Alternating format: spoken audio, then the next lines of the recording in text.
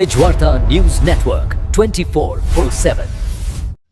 सुलेमान देवळा गावातील नादुरुस्त आणि धोकादायक अवस्थेत असलेल्या पाण्याच्या टाकीमुळे नागरिकांच्या जीवितास धोका निर्माण झाल्यानं अखेर ग्रामस्थांनी आक्रमक भूमिका घेतली आहे।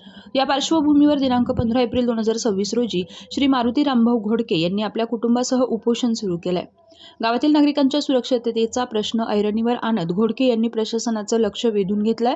त्यांच्या उपोषणाची दखल घेत तलाठी, ग्रामसेवक, सरपंच, आंभोरा पोलीस ठाण्याचे मुसळे साहेब, वैद्यकीय अधिकारी तसेच गावातील प्रतिष्ठित नागरिक घटनास्थळी दाखल झाले। सर्वांच्या उपस्थितीत संबंधित अधिकाऱ्यांनी नादुरुस्त पाण्याची टाकी तात्काळ पाडण्याचं लेखी आश्वासन दिलं। प्रशासनाकडून सकारात्मक प्रतिसाद मिळाल्यानंतर श्री घोडके यांना लिंबू पाणी देऊन उपोषण मागे घेण्यात आलंय।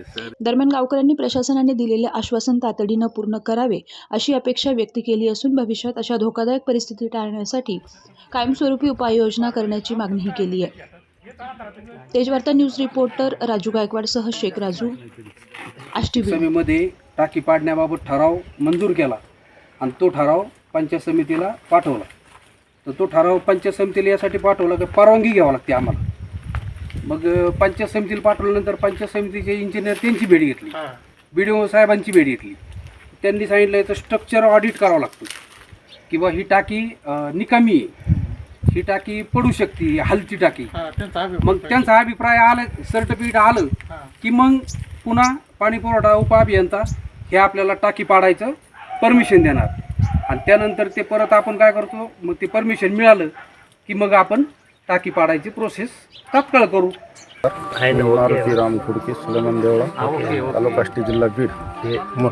इथं आज मी पाण्याची टाकी जीर्णावस्थेत असल्या कारणाने मी त्यांच्या 27 तारखेला पंचायत समिती, तहसील, पोलीस स्टेशन, ग्रामपंचायतला सर्वांना अर्ज केली होती की पाण्याची टाकी पाडून घ्यावा अशी विनंती केली होती, पण त्यांचं काय आतापर्यंत उत्तर नव्हतं आलं। म्हणून मी आज सकाळी 10 वाजता उपोषणाला बसलो होतो। परंतु आत्ता त्यांनी स्वतः ग्राम विकास अधिकारी, तलाठी भाऊसाहेब, पोलीस स्टेशनचे कर्मचारी, सर्व पत्रकार बंधू, गावातले ग्रामस्थ सगळ्यांनी येऊन मला लेखी आश्वासन दिले की 15 ते 20 दिवसात टाकी पाडून देऊ, नसता मी परत उपोषणाला बसणार आहे, त्यांना मी सांगितलं आहे। हमेशा सच के साथ